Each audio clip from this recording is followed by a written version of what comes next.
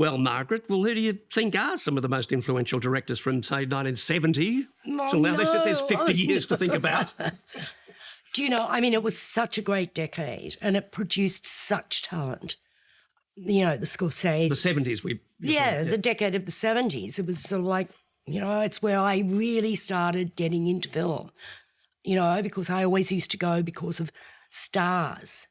And then I married a filmmaker and I started going to movies because of the director.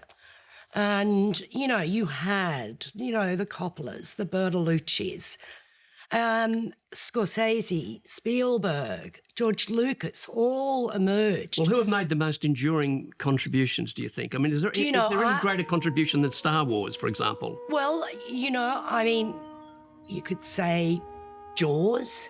You know, that was certainly, you know, a really significant film of the 1970s. But I've got this theory. You see, you have all these filmmakers and they're young and they're hungry and they make fantastic films. And then I reckon they get lazy or they run out of ideas.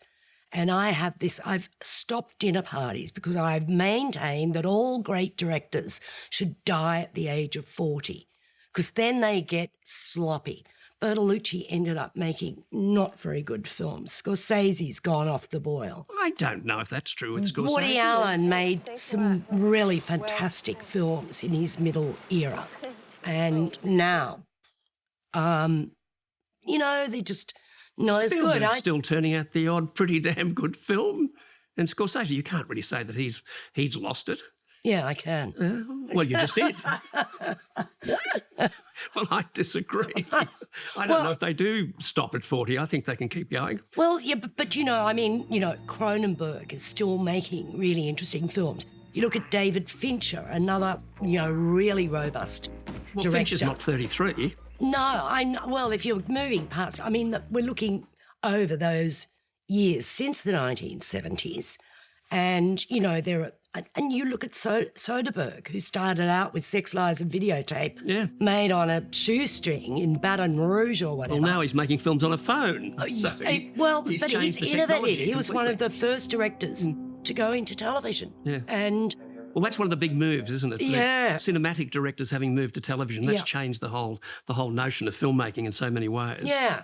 But of the filmmakers themselves, say from the 70s on, who are the ones that have really affected the zeitgeist, would you say? Who's changed the way that we see the world? Oliver Stone's Platoon. I walked into that in midday and I walked out of it and I went, you know, the world has shifted for me.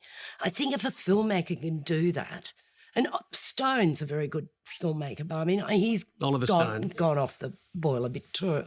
But, you know, it's magic when that happens. Where do the Coen brothers stand, do you think? I think they're amazing. I think they've been innovative and daring, and they've gone where no one else has gone before. I think just in terms of their storytelling.